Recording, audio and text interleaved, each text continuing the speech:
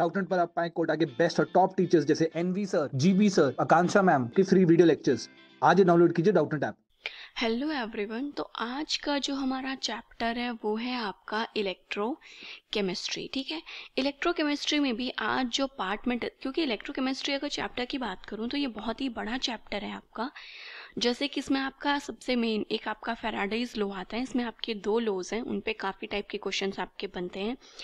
Then जो आपका reduction potential या फिर मैं बोलूँ जो आपकी इलेक्ट्रोकेमिकल सीरीज है, ठीक है, इलेक्ट्रोकेमिकल सीरीज पे भी आपके क्वेश्चन बनते हैं कि कौन अच्छा रिड्यूसिंग एजेंट है, कौन ऑक्सीडाइजिंग एजेंट है, राइट।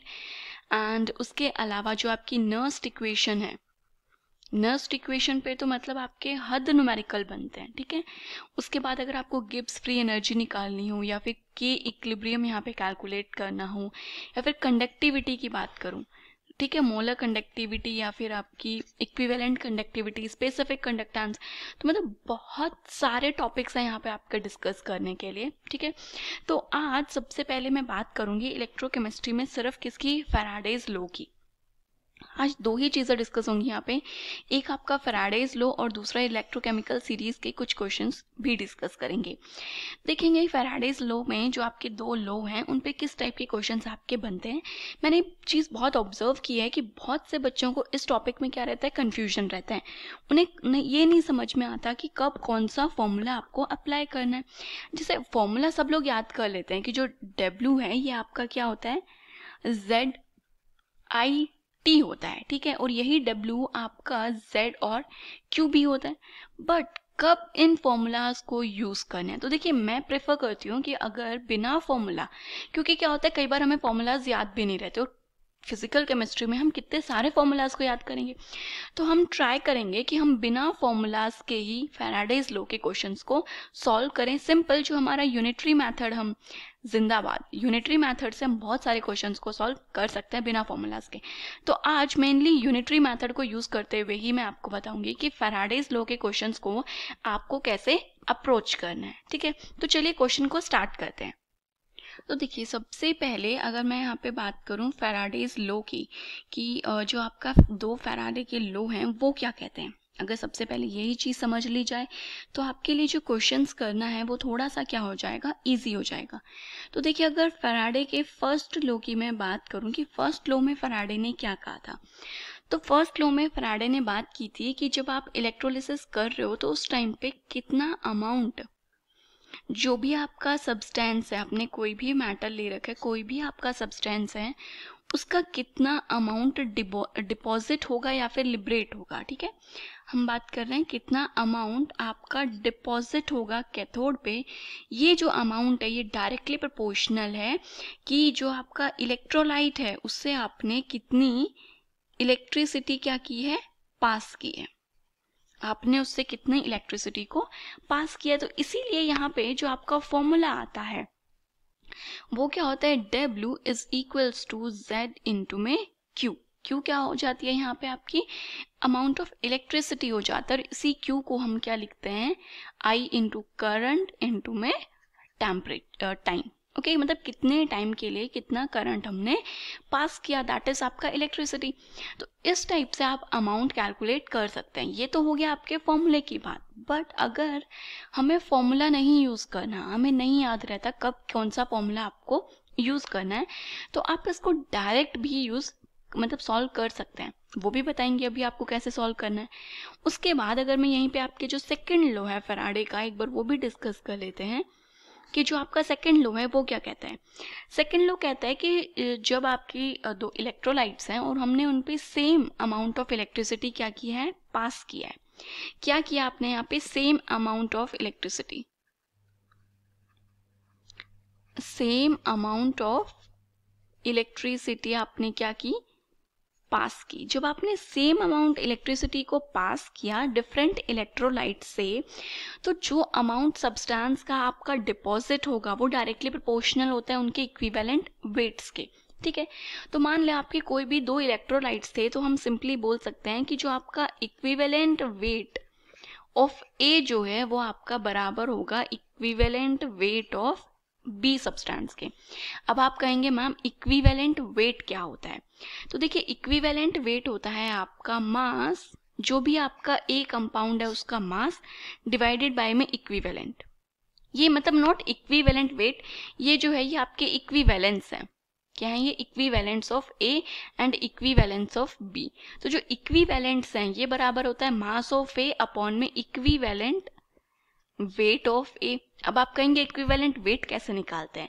तो इक्विवेलेंट वेट तो हमने मोलैरिटी में भी निकालना सीखा था कि जो आपका मॉलिक्यूलर मास है डिवाइडेड बाय आपका एन फैक्टर, और यहाँ पे जो आपका एन फैक्टर होगा वो क्या होगा? आपके नंबर ऑफ इलेक्ट्रॉन्स की, जब आप कैथोड पे एनोड पे जो भी आपकी रिएक्शन हो रही है उसमें कितने नंबर ऑफ इलेक्ट्रॉन्स इन्वॉल्व हो रहे हैं, दैट इज उसका एन फैक्टर। तो ये थे आपके दो लॉज। चलिए अब लो की बात कर ली है हमने, अब हम बात करते हैं हमारे क्वेश्चन की कि जो आपका क्वेश्चन है ये क्या कहता है।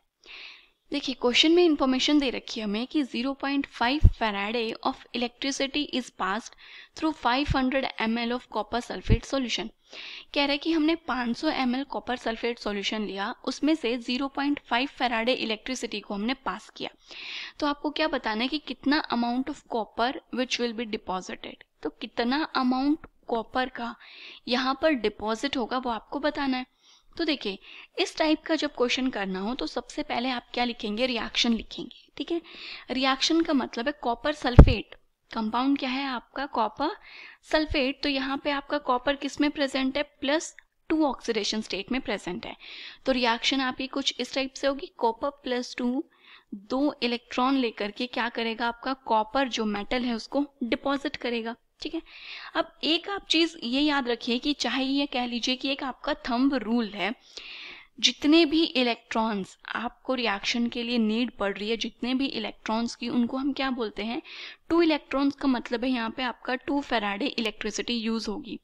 जो 2 फैराडे इलेक्ट्रिसिटी है ये आपका जो भी कंपाउंड है उसके किसके बराबर होती है? मॉलिक्यूलर वेट के बराबर होती है, या फिर आप कह सकते हैं 1 मोल के बराबर होती है। ठीक है, मतलब रिएक्शन कंप्लीट करने के लिए इस रिएक्शन में कितने इलेक्ट्रॉन्स यूज हो रहे हैं? 2 इलेक्ट्रॉन्स। तो आप कहेंगे कि जो 2 फैराडे इलेक्ट्रिसिटी है वो आपके 1 मोल कंपाउंड को डिपॉजिट कर रही है, या फिर उसके जितना भी उसका मॉलिक्यूलर वेट है उसको डिपॉजिट कर रही है। ठीक है, तो यहाँ पे देखिए जो आपकी 2 फैराडे इलेक्ट्रिसिटी है, कॉपर का मॉलिक्यूलर वेट की अगर बात की जाए तो वो होता है आपका 63.5। तो मतलब 2 फैराडे इलेक्ट्रिसिटी ने 63.5 ग्राम ऑफ कॉपर को डिपॉजिट किया, बट हमने तो सिर्फ 0.5 फैराडे इलेक्ट्रिसिटी पास की है। तो सिंपल क्या लगाना है? यूनिटरी मेथड लगाना है ना, कि अगर 1 फैराडे होता तो ये आपका 63.5 डिवाइडेड बाई 2 कॉपर को करता, बट यहाँ तो 0.5 फैराडे इलेक्ट्रिसिटी पास हो रही है, तो ये हो जाएगा 63.5 डिवाइडेड बाय 2 इंटू में 0.5। तो जब आप इसको जस्ट आपको सॉल्व करना है तो यहाँ से आ रहा है आपका 15.8 ग्राम। तो मतलब अगर आप 0.5 फैराडे इलेक्ट्रिसिटी पास कराएंगे तो वहाँ पे 15.8 ग्राम जो आपका कॉपर है वो क्या हो जाएगा? डिपॉजिट हो जाएगा। तो यहाँ से जो आपका सी ऑप्शन है वो क्या हो जाएगा? इसका बिल्कुल राइट आंसर। तो देखिए हमें जो आपका फॉर्मूला है वहां तक तो जाने की जरूरत ही नहीं पड़ी, बिना फॉर्मूला के ही हमने इस क्वेश्चन को क्या कर लिया? सॉल्व कर लिया है। ठीक है, चलिए नेक्स्ट और क्वेश्चंस देखते हैं इसी टाइप के कुछ। अब जैसे कि ये क्वेश्चन आपको दे रखा है, कह रहा है कि when electricity is passed through a solution of aluminium chloride, कह रहा है कि हमने एल्यूमिनियम क्लोराइड का जो सॉल्यूशन है वहां से इलेक्ट्रिसिटी पास कराई और 13.5 ग्राम आपका जो एल्यूमिनियम है वो क्या हो रहा है? डिपॉजिट हो रहा है। तो आपको यहाँ पे क्या बताना है? नंबर ऑफ फैराडेज बताना है। तो देखिए ये जो क्वेश्चन है ये आपका बिल्कुल अपोजिट है। पहले वाला जो क्वेश्चन किया था उसमें हमें इलेक्ट्रिसिटी फैराडे गिवन था, बट यहाँ पे आपको फैराडे कैलकुलेट करना है, वहां पर हमें मास कितना डिपॉजिट हुआ है वो कैलकुलेट करना था। तो ये उससे क्या बिल्कुल अपोजिट चलना है। तो देखिए कैसे होंगी रिएक्शन। क्या है? कह रहे हैं कि एल्यूमिनियम क्लोराइड का सॉल्यूशन है, तो मतलब जो आपका एल्यूमिनियम +3 ऑक्सीडेशन स्टेट में है ये 3 इलेक्ट्रॉन्स लेकर के क्या कर रहा है? आपका एल्यूमिनियम को डिपॉजिट कर रहा है।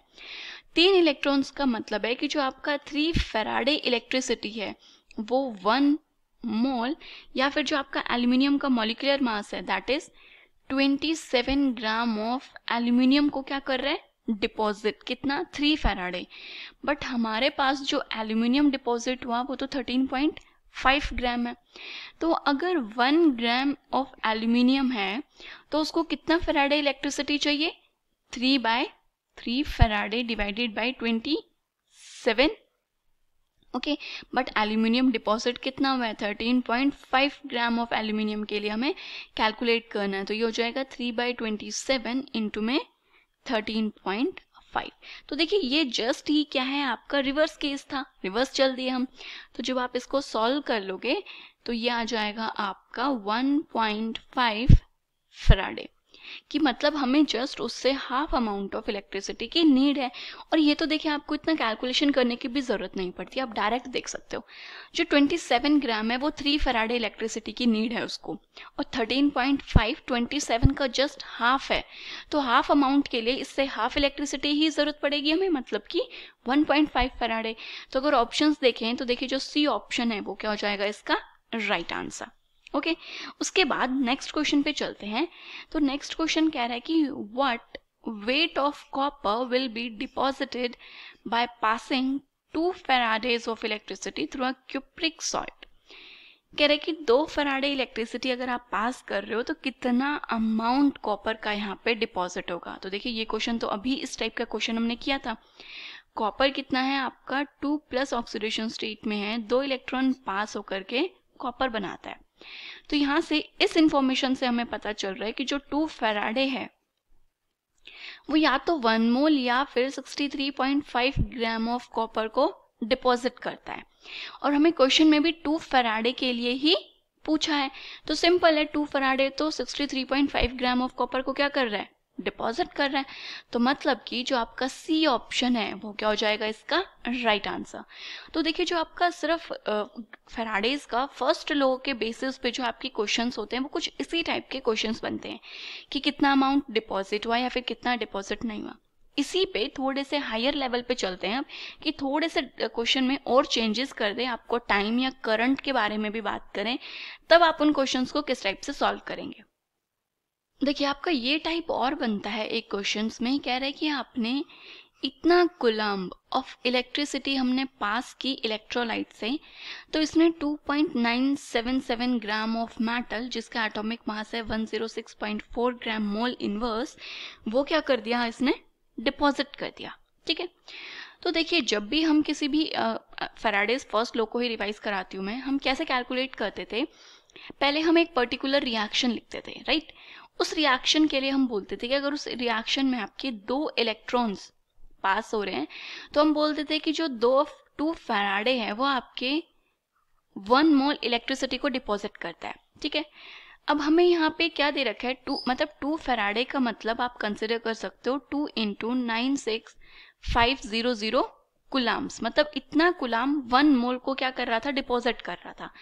अब इस क्वेश्चन में मुझे कुलाम्ब ऑलरेडी दे रखा है, तो क्योंकि हम मोल्स के टर्म में बात करते हैं तो पहले हम इस जो डिपॉजिटेड अमाउंट है मैं इसको मोल्स में कन्वर्ट कर लेती हूँ।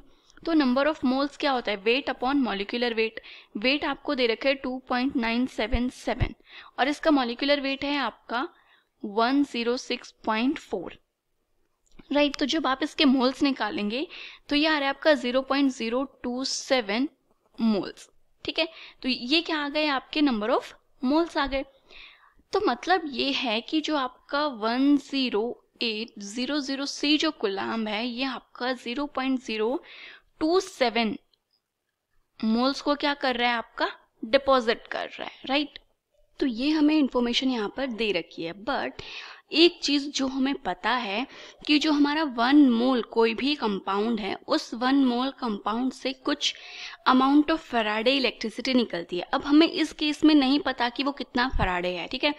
तो मतलब NF हमने उसको क्या कंसिडर कर लिया कि NF अमाउंट ऑफ इलेक्ट्रिसिटी जो है वो 1 मोल के लिए आपकी रिक्वायर्ड है इस केस में। बट यहाँ पर हमें 1 मोल नहीं दे रखा, हमारे पास कितने मोल्स हैं, 0.027 मोल्स हैं। अगर इस मोल के लिए फैराडे की बात करूं तो ये आ जाएगा आपका NF इंटू में 0.027 इलेक्ट्रिसिटी। और इस इतने मोल्स के लिए तो हमारे पास इलेक्ट्रिसिटी है ही कूलाम में, तो मतलब 10800 ये किसके बराबर है आपका, इसके NF इंटू में 0.027। अब आपको n की वैल्यू कैलकुलेट करनी है, तो इन सबको क्या ले आइए आप, डिवाइड में ले आइए, f की वैल्यू पुट कर देंगे और ये आ जाएगा 0.027। तो जब आप यहाँ से सॉल्व करेंगे तो ये आ जाएगा आपका 4।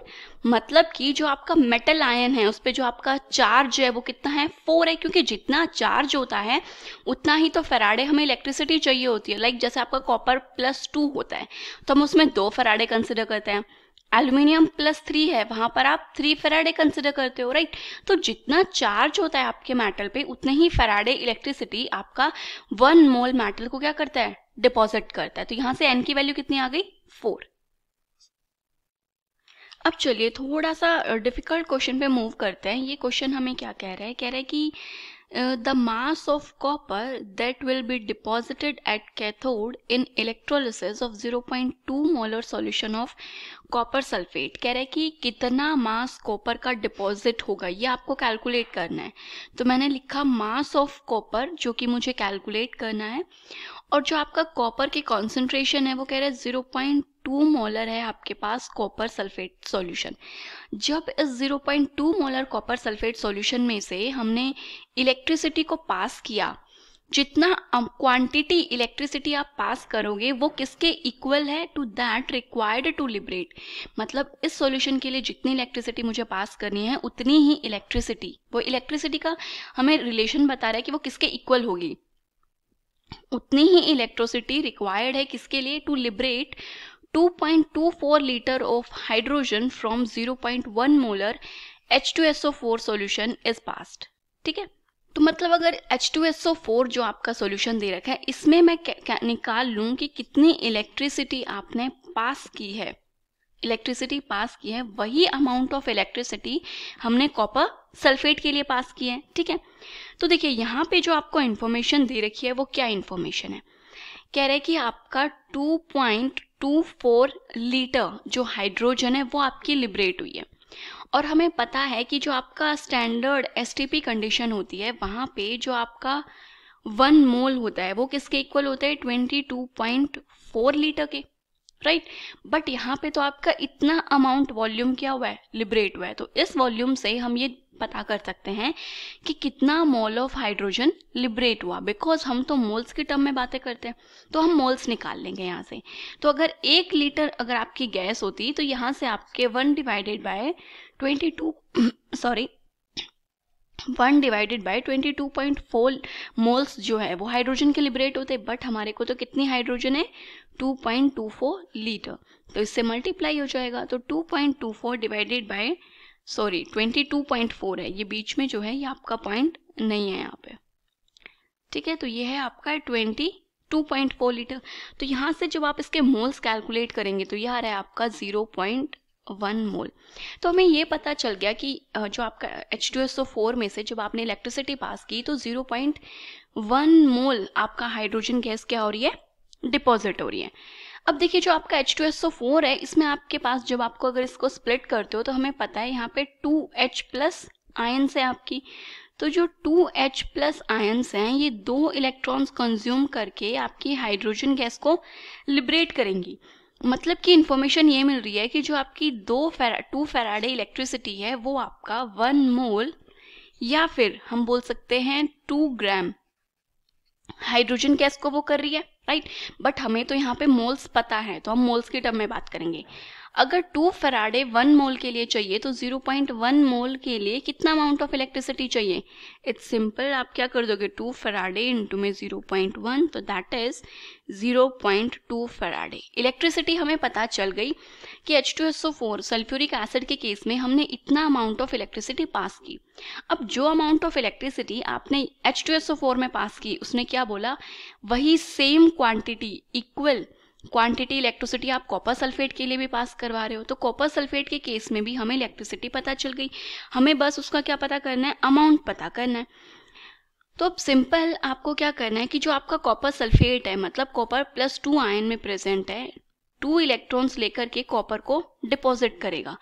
तो यहाँ से मतलब ये है कि जो आपकी 2 फैराडे इलेक्ट्रिसिटी है वो 1 मोल या फिर 63.5 ग्राम ऑफ कॉपर जो है उसको डिपॉजिट करेगा। बट हमारे पास इलेक्ट्रिसिटी 2 फैराडे नहीं है, कितनी है 0.2 फैराडे, राइट। तो आप कर देंगे 63.5 डिवाइडेड बाय 2 इंटू में 0.2। आप इसको सॉल्व करेंगे तो सॉल्व करने पे आएगा 6.35 ग्राम। मतलब इतना अमाउंट ऑफ कॉपर जो है वो आपका डिपॉजिट होगा जब आपने 0.2 फैराडे इलेक्ट्रिसिटी को क्या किया है, वहां पर डिपॉजिट किया है। तो जो आपका सी ऑप्शन है इस केस में वो क्या हो जाएगा इसका राइट आंसर। देखिए क्वेश्चन बहुत डिफिकल्ट नहीं था, आपको बस क्या करना है, स्टेप बाय स्टेप चलना है कि क्या क्या इन्फॉर्मेशन दे रखी है और वहां से आप क्या इन्फॉर्मेशन को एक्सट्रैक्ट कर सकते हैं। ठीक है, चलिए अब नेक्स्ट क्वेश्चन देखते हैं। अब देखिए क्वेश्चन क्या है, थोड़ा डिफरेंट क्वेश्चन है। कह रहे हैं कि जो आपका AIPMT में आया भी हुआ है 2016 में। क्वेश्चन है during the electrolysis of molten sodium chloride. कह रहे हैं कि जो आपका सोडियम क्लोराइड है मोल्टन स्टेट में, हमने उसकी इलेक्ट्रोलिसिस की, ठीक है। तो आपको बताना है द टाइम रिक्वायर्ड, कि कितना टाइम रिक्वायर्ड है to produce 0.1 mole of chlorine gas using a current of 3 amperes। कह रहे कि 0.1 मोल क्लोरीन गैस को प्रोड्यूस करने के लिए कितना अमाउंट मतलब कितना टाइम आपको रिक्वायर है और उस टाइम में हम 3 एम्पियर करंट को क्या कर रहे हैं, पास कर रहे हैं। तो पहले ये सोचिए कि क्या हमारे पास टाइम से रिलेटेड कोई वो है यहाँ पे फॉर्मूला। तो हमने एक फॉर्मूला देखा था, that is charge is equals to I into t. T क्या है, आपका टाइम है, आई इज करंट जो कि हमें कैलकुलेट करना है, आई क्या है करंट जो कि हमें दे रखा है 3 एम्पियर। तो मतलब अगर मुझे कहीं से चार्ज पता चल जाए तो मैं टाइम निकाल सकती हूँ। अब आपका चार्ज कैसे पता चलेगा, तो इन्होंने हमें इंफॉर्मेशन दी कि जो आपकी क्लोरीन गैस है वो 0.1 मोल प्रोड्यूस हो रही है, यहाँ से हमें इंफॉर्मेशन मिली।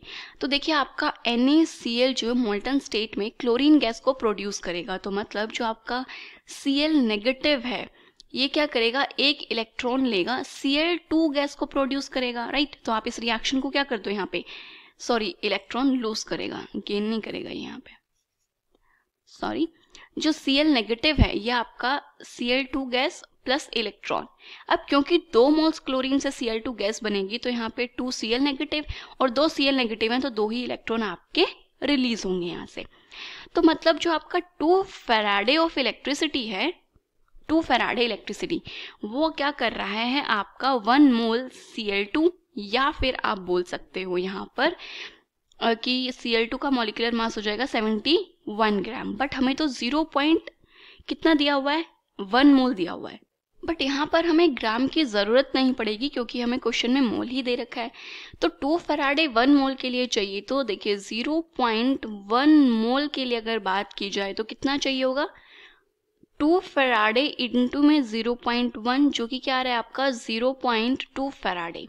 अब हमें फैराडे के टर्म्स में नहीं चाहिए, हमें करंट मतलब जो चार्ज चाहिए जो कि हम कुलाम्स की टर्म में लाएंगे। तो इसको मैं बोल सकती हूँ 0.2 इंटू 96500 कुलाम्स।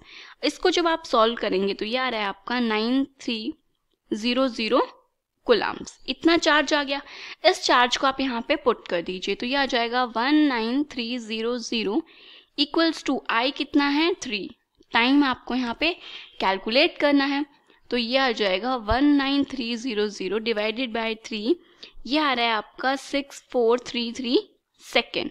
बट क्वेश्चन में हमें सारे मिनट्स में दे रखे हैं तो इसको आप 60 से क्या कर देंगे, डिवाइड कर देंगे। जब 60 से डिवाइड किया तो ये आ जाएगा आपका 107.22 मिनट, राइट। ऑप्शंस देखें तो देखिए जो 107 है ये आपका अप्रॉक्स 110 मिनट्स आ रहा है के इक्वल है। तो यहाँ पे जो आपका बी ऑप्शन है वो क्या हो जाएगा इसका राइट आंसर। चलिए नेक्स्ट क्वेश्चन देख लेते हैं। यहाँ पे कह रहे हैं कि यहाँ पर आपका जो सेकंड लॉ है फैराडे सेकंड लॉ वो भी यहाँ पर यूज होगा। तो ये क्वेश्चन एक बार देखते हैं कैसे करना है आपको। कह रहे कि the wait of silver displaced by a quantity of electricity which displaces 560 ml of O2 at STP will be। आपको सिल्वर का वेट बताना है कि कितना सिल्वर का वेट डिपॉजिट हो रहा है जब जो आपका क्वांटिटी ऑफ इलेक्ट्रिसिटी है वही सेम क्वांटिटी ऑफ इलेक्ट्रिसिटी आपका 560 ml ऑफ O2 जो कि STP पे डिस्प्लेस करती है। तो सबसे पहले हम क्या करते हैं कि जो आपका O2 के लिए इन्फॉर्मेशन दे रखी है वहाँ से कुछ इन्फॉर्मेशन कलेक्ट करते हैं कि वहाँ से हमें क्या इन्फॉर्मेशन निकल सकती है। तो देखिए इन्होंने बोला कि आपका 560 ml ऑफ O2 STP पे, हमें पता है कि STP कंडीशन पे जो आपका 1 मोल है, अगर ml की बारे में बात करूँ तो 22400 ml होता है या फिर 22.4 लीटर वॉल्यूम के बराबर होता है, जो कि 1 मोल के केस का होता है। बट यहाँ पर हमें कितना दिया हुआ है 5600, तो इतने ml में कितना O2 आपका वहाँ पे प्रोड्यूस हुआ होगा वो देख सकते हैं हम। तो देखिए अगर 1 ml होता तो ये हो जाता आपका 12240, बट हमारे पास कितना है 5660 ml, तो ये हो जाएगा 560222400। कैलकुलेट करेंगे तो ये अराउंड आपके कितना आ रहा है 1.1/4 मोल्स ऑफ O2 आ रहा है। तो O2 के मोल्स हमने कैलकुलेट कर लिए, बट अब हम इसके वेट कैलकुलेट करते हैं। तो नंबर ऑफ मोल्स क्या होता है आपका वेट अपॉन मॉलिक्यूलर वेट। अगर आपको वेट ऑफ O2 कैलकुलेट करना है तो नंबर ऑफ मोल्स जो कि आपके 1/4 है इंटू मॉलिक्यूलर वेट से मल्टीप्लाई कर दो। मॉलिक्यूलर वेट कितना होता है, एक ऑक्सीजन का होता है 16, 2 ऑक्सीजन है तो ये हो जाएगा आपका 32, तो ये आ गया आपका 32, तो ये आ गया आपका 8, मतलब 8 ग्राम जो आपकी ऑक्सीजन है वो वहां पर क्या हो रही है डिपॉजिट हो रही है। बट अब हमें क्या करना है, यहाँ पे जो आपका सिल्वर है उसका अमाउंट यहाँ पे कैलकुलेट करना है। तो देखिए जब आपने फैराडे का सेकंड लॉ पढ़ा था तो सेकंड लॉ हमें क्या बोलता है, कहता है कि अगर आप same quantity of electricity pass कर रहे हैं दो या तीन मतलब डिफरेंट इलेक्ट्रोलाइट से, तो जो अमाउंट ऑफ सब्सटेंस आपका डिपॉजिट होगा वो किसके डायरेक्टली प्रोपोर्शनल होता है, उनके इक्विवेलेंट वेट्स के, राइट। तो अब यहाँ पे हम पुट कर देंगे कि जो आपका इक्विवेलेंट ऑफ सिल्वर जो कि हमें डिपॉजिट हो रहा है और इक्विवेलेंट ऑफ ऑक्सीजन दोनों क्या है बराबर। और इक्विवेलेंट्स क्या होते हैं, इक्विवेलेंट होता है आपका weight of O2 divided by में equivalent weight of O2। Similarly weight of silver divided by में इक्विवेलेंट वेट ऑफ सिल्वर। तो वेट ऑफ O2 की अगर मैं बात करूं तो ये हमें दे रखा है 8 ग्राम। इक्विवेलेंट वेट क्या होता है, मोलर मास अपॉन में n फैक्टर। तो ऑक्सीजन का मोलर मास कितना है आपका 32 डिवाइडेड बाय आया आपका n फैक्टर।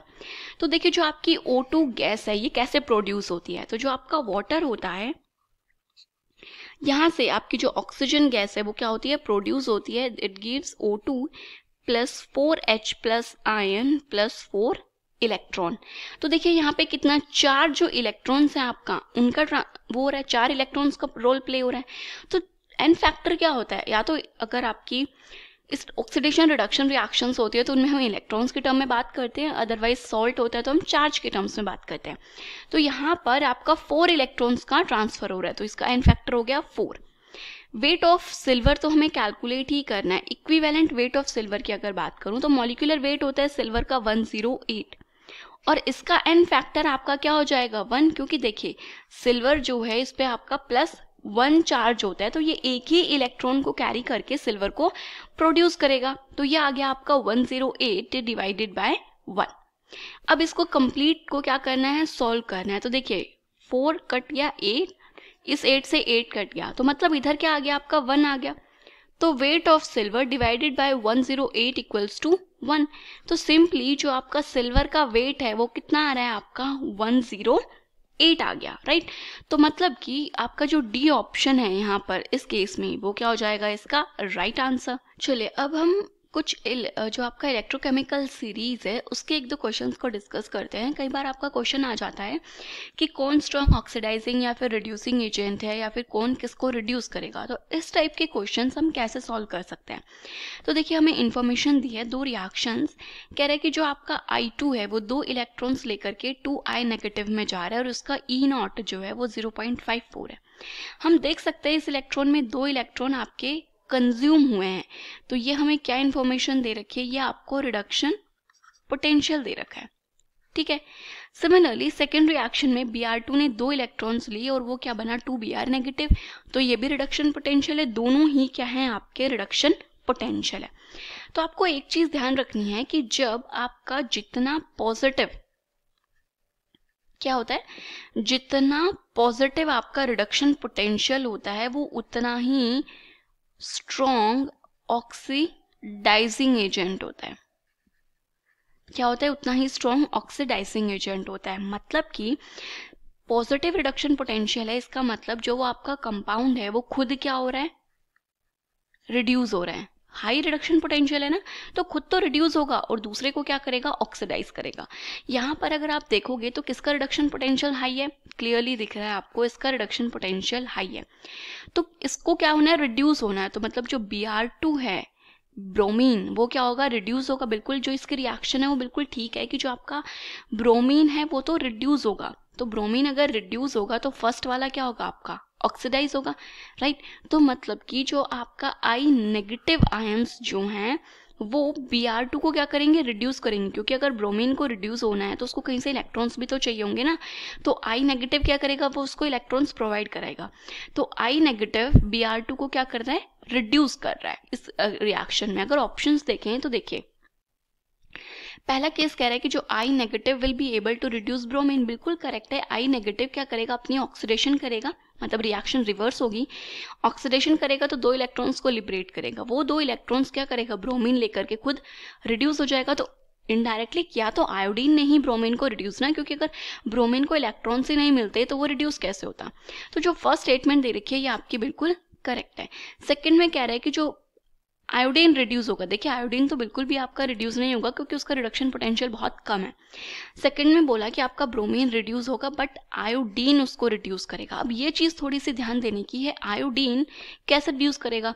अगर आयोडीन रिड्यूस का मतलब है I2 तो खुद रिड्यूस हो रहा है ना, यहाँ पे I2 क्या कर रहा है, 2 इलेक्ट्रॉन्स ले रहा है। आयोडीन को भी इलेक्ट्रॉन चाहिए, ब्रोमीन को भी इलेक्ट्रॉन चाहिए, दोनों ही रिड्यूस हो रहे हैं, तो किसी को तो इलेक्ट्रॉन लिबरेट भी करने पड़ेंगे तभी रिड्यूस होगा। तो इसलिए ये स्टेटमेंट आपकी गलत है। तो इसका जो करेक्ट आंसर है वो है आपका ऑप्शन ए। एक और क्वेश्चन है जो कि आपका AIPMT 2011 में आया हुआ भी क्वेश्चन है। कह रहा है कि हमें स्टैंडर्ड इलेक्ट्रोड पोटेंशियल दे रखे हैं 3 मेटल्स के, X, Y और Z के। तो देखिए X के लिए है आपका -1.2 वोल्ट, Y के लिए है 0.5 वोल्ट एंड Z के लिए है -3.0 वोल्ट। ठीक है, स्टैंडर्ड इलेक्ट्रोड पोटेंशियल का मतलब है कि ये आपको क्या दे रखा है, इन्होंने रिडक्शन पोटेंशियल दे रखा है। ठीक है, क्वेश्चन है the reducing power of these metals will be. तो देखिए बहुत सारे बच्चे ना इसमें कंफ्यूज हो जाते हैं कि रिड्यूसिंग पावर क्या होता है, रिड्यूसिंग एजेंट क्या होता है, ऑक्सीडाइजिंग एजेंट क्या होता है। तो देखिए अगर मैं पहले रिड्यूसिंग पावर को ही डिफाइन कर दूं तो सारी प्रॉब्लम सॉल्व हो जाएंगी। तो रिड्यूसिंग पावर का मतलब है वो मेटल्स जिनकी एबिलिटी है, ability of chemical to reduce other substances, जो दूसरे सब्सटेंस को क्या करते हैं, रिड्यूस करते हैं। दूसरे को रिड्यूस कर रहा है मतलब खुद क्या हो रहा है, ऑक्सीडाइज। और इसको हम क्या बोलते हैं अपना, इसी को तो हम क्या बोलते हैं, रिड्यूसिंग एजेंट भी बोलते हैं। मतलब रिड्यूसिंग एजेंट और रिड्यूसिंग पावर दोनों क्या है, आपकी सेम ही चीज है। ठीक है, तो देखिए अभी मैंने बताया था कि जितना पॉजिटिव आपका रिडक्शन पोटेंशियल होगा, जितना पॉजिटिव रिडक्शन पोटेंशियल होगा वो उतना ही हायर क्या होगा, आपका ऑक्सीडाइजिंग एजेंट होगा। ठीक है, तो यहां से आप देख सकते हैं हमें सारे रिडक्शन पोटेंशियल की वैल्यूज दे रखे हैं। ये क्या है आपका पॉजिटिव, तो मतलब ये स्ट्रॉन्ग ऑक्सीडाइजिंग एजेंट है ना कि रिड्यूसिंग एजेंट। तो ये तो सबसे कम वैल्यू पे आएगा। उसके बाद आएगा आपका -1.2 वोल्ट, उसके बाद हायर वैल्यू इसी की है तो ये आ जाएगा X। मतलब जितना, अब यहाँ पर आप इस टाइप से देख सकते हो कि जितना कम रिडक्शन पोटेंशियल उतना ही स्ट्रॉन्ग वो रिड्यूसिंग एजेंट। तो इसकी वैल्यू क्या है, सबसे कम। तो जो आपका Z है वो सबसे ज़्यादा क्या होगा, रिड्यूसिंग पावर इसी की सबसे ज़्यादा होगी, या फिर सबसे बेटर रिड्यूसिंग एजेंट आपका यही होगा। तो अगर ऑप्शंस देखेंगे तो देखिए जो आपका बी ऑप्शन है वो क्या हो जाएगा, इसका राइट आंसर। ओके, तो देखिए आज हमने फैराडेज लॉ और इलेक्ट्रोकेमिकल सीरीज जो है उनके क्वेश्चंस कर लिए हैं। अब जो आपका नेक्स्ट जो वीडियो आएगा उसमें हम बात करेंगे जो आपकी नर्स्ट इक्वेशन है, कि नर्स्ट इक्वेशन पे आपके इतने सारे क्वेश्चंस बनते हैं, वो सारे हम वहाँ डिस्कस करेंगे। क्लास 6 से 12 से लेके नीट, IIT, JEE मेंस और एडवांस के लेवल तक 10 मिलियन से ज़्यादा स्टूडेंट्स का भरोसा। आज ही डाउनलोड करें डाउटनेट ऐप या व्हाट्सएप कीजिए अपने डाउट्स 8400 400 400 पर।